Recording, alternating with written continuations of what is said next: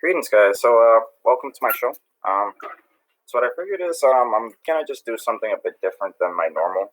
So, one thing I noticed, and one thing I've actually been messaged about a couple of times, which I find to be surprising. I do have a Facebook listed on my description, but I've gotten messaged a couple of times. People asking questions. Hey, man, I'm having trouble with these two specific guns, or can you give me some kind of review? So I figured, I'm going to go live real quick, and it's going to be off the top of my head. This isn't scripted at all. But yeah, so for starters, so if you have a Spyder Pilot ACS, you're going to get two types of leaks. And it all has to do with your O-rings, either your O-rings or your reg. Obviously, it goes without saying, it goes to your ASA. This is a reg. This, honestly, most people say switch it out. Perfectly fine. I mean, it's not the best, but it's definitely not as bad as people put it out there to be. But for example, when it looks like this, it sounds like it's coming out of your barrel, but really it's coming out of this general area here, like this general area. That's definitely a problem with your valve. And in order to get to your valve, you actually have to get back here. So I can show you how to take yours apart as well. But if it happens to just be like I can actually show you, like, because mine does this sometimes. This gun is extremely old. I've been using it for years. I'm surprised it still works, honestly. But let's see if it does this little, like, leaking thing it tends to do sometimes. Oh, no, didn't do it this time. All right. Every now and then, what happens is, like, you put your tank on and it leaks out the barrel a little bit. Just pull your bolt back, and you're golden. If that happens. Which, for the record as well, I noticed some of you guys commenting, hey, your gun pickups a couple times. It's a solenoid on this one. This is an aftermarket auto rocker one. Works almost the same, except obviously you got the double trigger. So there's literally a trigger down here, trigger down here.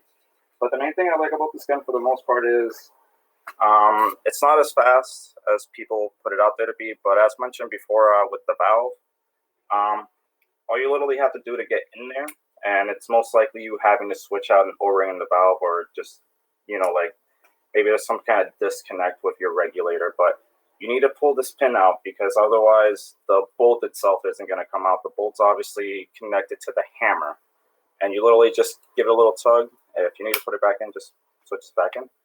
So hold this down, hold your velocity adjuster, which for the record, if you need to adjust your velocity, just need to get a nice little Allen key in here. Twist that, and then obviously it's in order to get it higher, you twist it. This would be clockwise, and then counterclockwise if you want the velocity to go down. Right now I have it about at the middle, so it averages out about 265, around that range, 250s or so. But that's because I have mine like set up to kind of.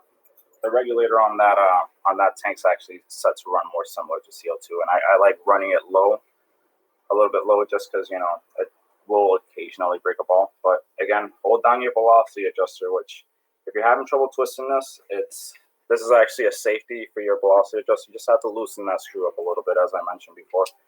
But this will come flying out regardless of whether you have the pin out or not, because as I mentioned before, it's actually the hammer and the bolt that are connected. The spring guide, velocity adjuster, they're kind of set up independently. So I do is just loosen it up. And as you can see here, so the way it works is simple. You have your spring guide here with the velocity adjuster. So as you turn this will, with the spring guide, it'll help tighten the spring. It's like a nice little buffer O-ring as well. It's going to help keep the air from leaking out. But the way it works is simple, with the velocity, as far as it goes, it's just simply something to tighten this spring, and obviously tightening the spring is going to apply more force with the hammer as it strikes the valve. So if you want to, what I recommend you do first is, since obviously it's all the way back here, just slide it forward as far as you can, and then you take out this little pin here, and then, as you can see, now you're able to just grab the very back of it. Be very careful, because as you just saw, don't lose this. It's the same type of O-ring as this. It's very crucial that it stays nice and snug there. But yeah, just pull it right out. And I'm sorry, I'm pretty nervous, so it's falling all the way out. So as you can see, runs just like most of your typical Spyders. And in order to put this back in case you're having trouble with that as well, I'm going to actually need to switch out a battery here. I could have sworn I had the battery somewhere. Yeah, I should have planned for this better ahead of time, but, you know, I figured spur of the moment, let me try something new. But you literally just need to shoot it as you're pushing it back in. Which it's going to take me just a second to pop in this battery. As you can see, you have, well, actually, I can show you how the bolt works. Actually, it would be fairly neat. So the way the ACT is supposed to work, it actually works really similar to the BTS SA-17. But, you know, obviously, as you're shooting the gun, and there goes that little O-ring again. But, yeah. So in order to put it back in, this O-ring might be one of the causes as well with your valve. So if you have something that's specifically, like if the leak is coming out like back here and sometimes even down the barrel, it might just be that this specific O-ring needs to be switched out, which honestly, you can find these anywhere. Like if you have any other Spyder around your house, like you can literally take that one and it'll just fit right in. It's like welcome home pretty much. Again, so 1 second. Alright, so in order for you to just put it in, just make sure they're aligned properly. Actually, I had it backwards for 1 second. Sorry about that, guys. But yeah, just be careful though, because one thing I have like a little bit of a problem is this is going to sink all the way in, and it doesn't actually have to. So that might confuse some people. But just as you start pushing it in, you just, oh yeah, I had the safety on. It'll just pop right in. The sear will eventually catch, and then from there you just continue to put your spring with the buffer ring. Spring guide. Do not lose your spring guide, no matter what.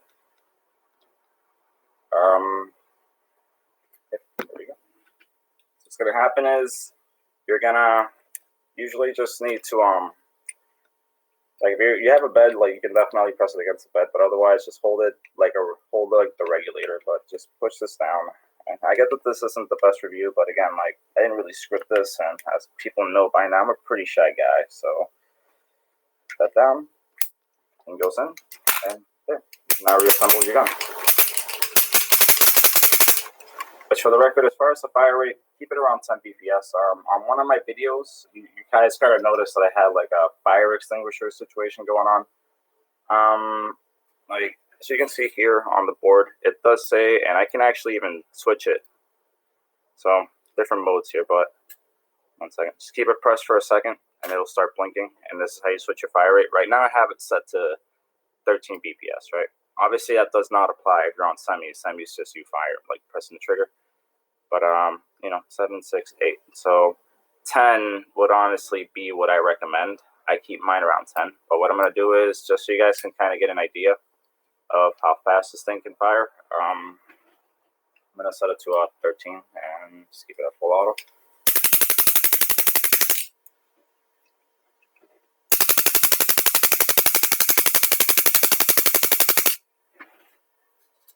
But honestly, you never really need to fire that fast anyways. It's actually like against field regulations. I believe it's 10.5.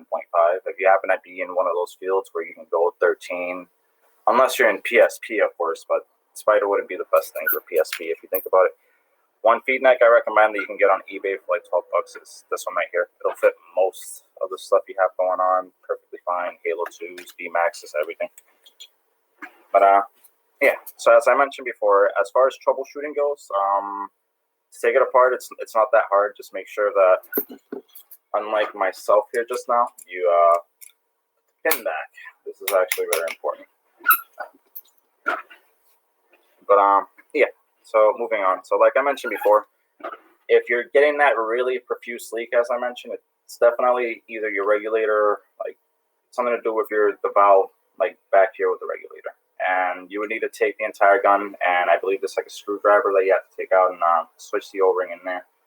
But other than that, it might just be the O-ring around the hammer. But that's specifically if you're getting one like back here or maybe out the barrel itself. You know what I mean? Because that one definitely wasn't the barrel. That was just that general area, just like bursting out air. As far as how fast these can be walked, I mean, the trigger is a little bit heavy, but sorry, I have motor dyspraxia, so I walk my triggers very weird. But, it's a little bit heavy, which is why I prefer the auto rocking one that I usually have here. I think my battery just might have died. I don't know. But yeah.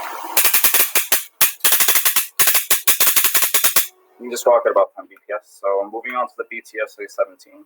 So the SA-17, a lot of people try to say that it's like it's pretty much like a PMI pistol, but if you actually give me a second, I have a PMI pistol, and that's not a PMI pistol. Yeah, I don't know why I didn't think about grabbing this one before. Yeah, the pistol's called this is actually a PMI pistol, and it works almost the same, except that they just have a different style bolt here. And that's a different gun for a different day. But the thing about the SA-17, it's like a blowback. It definitely borrows a bit from the design, like specifically how the back part here, like how the bolts kind of like attached like down below. But this gun is the jack of all trade of pistols. Yeah, it's pretty big. It's not as heavy as people put it out there to be. But the main reason why I picked this over the other ones is, yeah, to some people it looks kind of ugly with the macro lining. I personally I love it. Like, I like the way it looks. But it's like the jack of all trades. And yes, you can actually mag feed these. RAT4 actually has an adapter, which this is actually from BT4. And the way you remove it is obviously you press the piece right here. Just slides right off, and you can kind of see the bolt there. But same thing as any other blowback. You just hold back the spring, and the velocity adjuster's right here. Unlike the Spyder Pilot ACS, you just literally jam the Allen key in there, and if you have a die one, this one will actually fit. Unlike the Spyder's is metric ahead of time. So if you're trying to use regular O-ring, like Allen keys, it might work out for you. Most likely it will not work out for you. It definitely doesn't work out for me. But yeah, so as far as this pistol goes, literally the entire thing will just come right out. And normally, if you have the regular grip on it, there's this little notch thing on the side you keep pressed down. But in my situation, I can just do what I do with my Spyder. So you have your spring ride that's directly integrated with the velocity adjuster, and that's what I meant. And that's what I meant by it's that's how it's similar to a PMI. So it's kind of like a PMI meets BTSA-7. Well, actually, yeah, PMI USP 45 meets a BTSA-17, and then they tried to borrow a hint, just a tiny hint of autococker. Don't attack me on that, but they were trying to mimic that a tiny bit, and like the design is implicative of that. But yeah, so in order to get it back in there, just shoot a couple times, and we're good to go. All you really need is just for the sear to move out of the way. And for the record, guys, what I use here is actually from a PMI Piranha Beetle, these grips. So PMI bolts, like a lot of PMI parts, like the hammers and stuff like that, they're literally all the same. But the main reason why I choose this gun, right, is it doesn't matter what kind of tank you use. You can use CO2 perfectly fine. Obviously, this, it runs off CO2 cartridges, but we're not just talking cartridges. You can use a CO2 tank in here. You can use standard, 3,000 PSI Steely tank, and you can use a nice 4,500 PSI, although depending on the situation, you might have problems with that. It might read that it's going at the velocity you want, but depending on how you have it set up, just due to sheer volume, and obviously it's low output of volume, you might not get the rest of it. But the main thing that I like about this is, let's say I'm in a big scenario game, and honestly, this is the only time I feel that air consistency actually applies. So if you're new to paintball, if you're just going to be at the field all the time. Don't worry about a gun that has the best air consistency, because obviously we're talking the more expensive, the better. But besides that, you're going to be filling up in between games anyways. You always have that option, especially if you're in a speedball field. You're not going to be firing 1,000 rounds in a game when more than half the time, you're buying 2,000 for the day. You know what I mean? So you're definitely going to have the option openly available to you to just fill up in between the day, unless you have CO2. Like you're using an old school gun with CO2, then that would matter. But at the same time, we're only talking one game out of the day. It's gonna like you know what I mean? Because most of the guns, like, you get 1,500 shots average, unless you have some gas guzzlers like my PM68 here. Like this thing, I probably have to fill it up twice, but it's worth it. It's like a nice little brick. Let's go pull that. Yeah. But as mentioned before, main thing I like about it is, you can literally switch out almost everything. And if you want to make it a mag-fed pistol, it doesn't have to have the constant air like it does, obviously. But RAP4 does make an adapter, and the magazine fits on top. Which, if you think about it, if you're not going to be obviously like feeding it down here, it actually does make sense. It kind of does give it like a futuristic look. Ahead of time, mine is actually autococker threaded. I have this LabCo adapter, so it goes from A5 to autococker. I mean, vice versa, I meant to say. But the good thing about it is, as mentioned before, I have the speed feed from a BT4. So you can actually switch these out for any of them, really. So, for example, this is actually the feed that originally goes on a SA-17. I literally was able to take that off my SA-17, put that on my Empire Tracer. Personally, some people kind of confuse it being the BT line. Personally, I believe it belongs there, but it says it in the name. It's the Empire Tracer. It's not their battle tested. We made it ourselves series.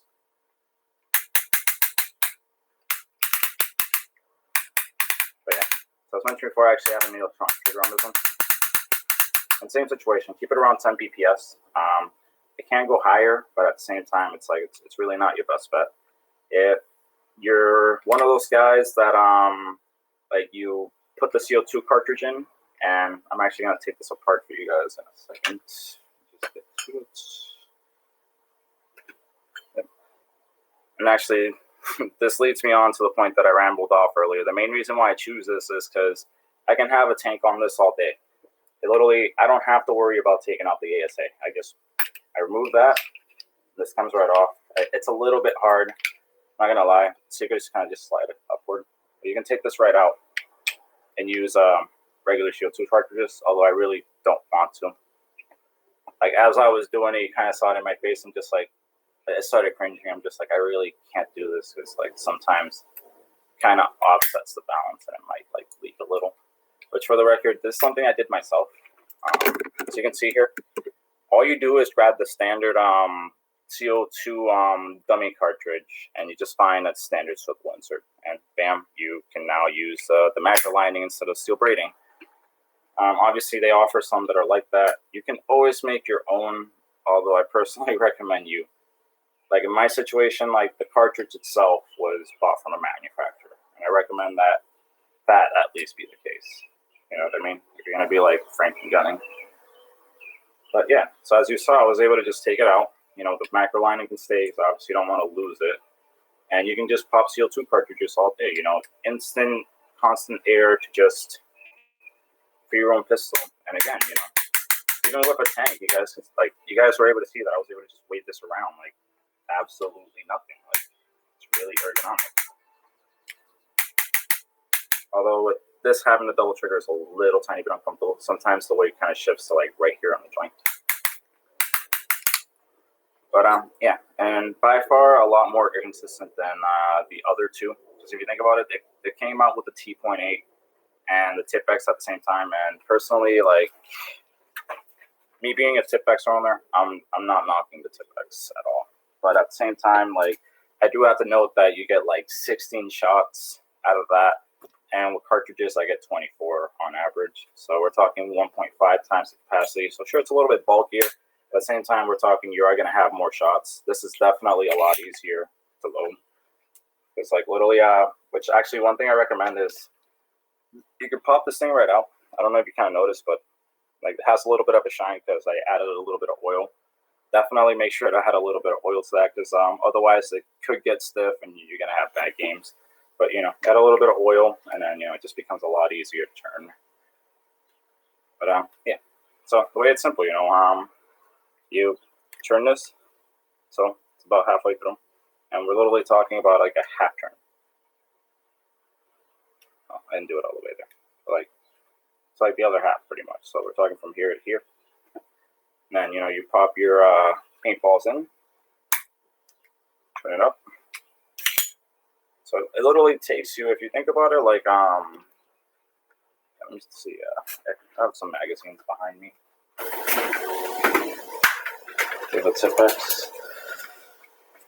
So we're talking, you're usually going to have it on your mag pouch. So you're going to, if you have a speed feed, good. Try this for me, just do a clip. But obviously, once it runs out, you're going to have to take it out, put it on your mag pouch, and then it's a bit easier. But if you think about it, all we're talking is you're already going to have a 10-round tube in your hand, which I don't have handy right now. And just one. And it's a tiny bit slower. But again, you're getting 24, 1.5 times the shots that you are with the mag feds. And if you have a 2.8, I think unless you're constant airing, which if they're all constant aired, if this can give you more shots on CO2, it'll definitely give you more shots with the tank. But like I was saying before, the 2.8, unless you're constant airing, it's actually like per cartridge either way. And I'm not knocking. I mean, I own a Tipex. I own 2 Tipexes. That one was actually a gift from one of my friends. But again, I literally have like a speedball pistol, which is what I like about the BT SA-17. It's a jack of all trades because it could be the gun you want it to be regardless. I was able to make it a Franklin rifle. It clearly has an electronic grip, and I'm able to fire like 10 BPS average. I like to keep it around 7. But, it doesn't chop that much, as long as you don't shoot too fast, And it comes from a great line of guns too. So anything I want to integrate from any of the other ones, interchangeable. Just kind of like how Spyders do their own thing. Which Empire Tracer, for the record, if you're getting into pump, getting into it, like obviously if you played it a bunch, you can move up to higher stuff. But this is honestly the way to go. You don't have to buy the other guns with it. You can literally just buy it, and on eBay you can get like the speed feed. It'll obviously come with the adapter, but the main reason why is it literally is a jack of all trades. You want it to be a mag fed pump. It'll actually use like SATA magazines. So like, same exact attachment that I mentioned that can go on this, where like you'd have the magazine kind of hanging back. I think the Hidden Hedgehog, if you watch some of his videos, he uses it on the one that's like a BT4 combat. But yeah. But the main reason why it's like the stock barrel itself is actually pretty accurate. But you actually have a lot of good options that obviously fit the other ones as well. And for example, a super peak barrel. Out of all the starter ones, I don't see any of the other ones with a weak barrel. I have a Hammer 7 and another one around here. But yeah. So now we're talking. You have a really extremely accurate barrel, and for the record, it's not really going to scratch it. I personally don't mind if it does. It's not really going to do it. I can't remember the name of this work grip that I have on it, but oh, this one's a different one actually. I forgot I have this one on it. But the point is pretty plain and simple. It's a jack of all trades. Whatever you want this this pump to be, it can be. It can be pump. You can have the speed feed, and if you want it to be stock class as well, because like I get that some people kind of give you that crap about, oh, it's not fully stock class. You have a spring in there. Just turn this, and again, this is actually from the BT SA-17, and spring will come right out. Just pop that back in, and if you were to obviously put it on this, now you have a full stock class, rock and cock gun. Just be putting this back in. actually not that hard either.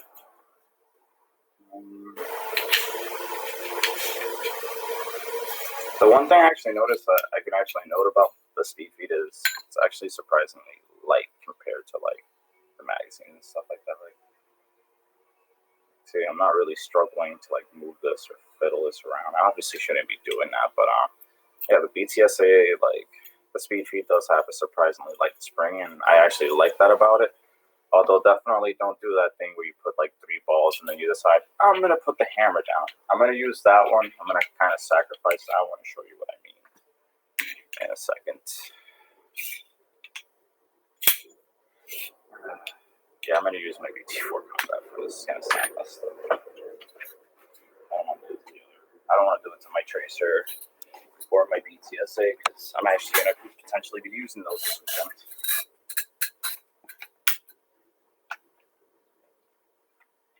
Yeah, same exact situation, just lining up to the Picatinny railing. Although I think this one's, yeah, with the these are towards the center actually. No.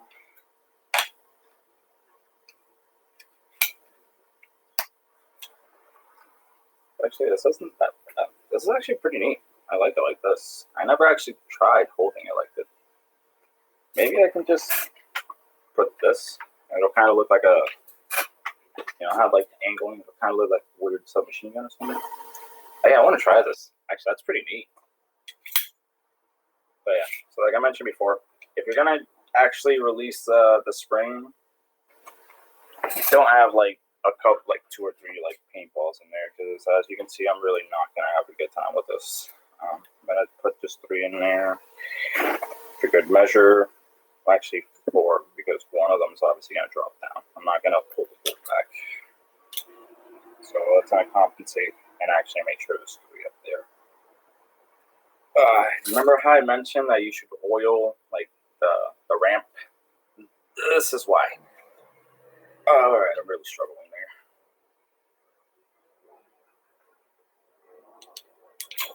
Oh, wow! Again, I thought it was gonna burst it. It actually did it a couple times, but again, BTSA has a surprising like trigger pull.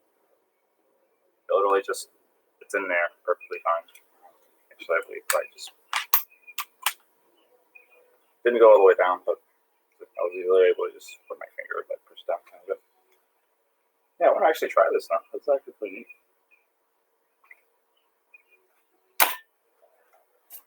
But that's going to be all for now. What I figured is this definitely didn't do it the most justice, but I figured I'd be more interactive with you guys, and it'll help you with some of the problems. It's a general review telling you everything that I've experienced and know about it. But again, if you're having problems with it, and I actually forgot that I didn't really answer this question. I'm sorry about that. But right here, you know, you can change these. You might have a problem with that. For the valve itself, which again, you just pull everything out. It's going to be right there. Normally, you just literally pass, like what I personally do is I just grab my barrel mate, pass through the back. It'll get any paint and oil, the majority of it out. Then I just re-oil this after cleaning it up. But thank you. I hope everybody's having a good day. I was extremely nervous. I feel like it turned out bad, but it's definitely not as bad. And if you guys want to see more of this, definitely comment below. Tell me what you want to see. Thank you.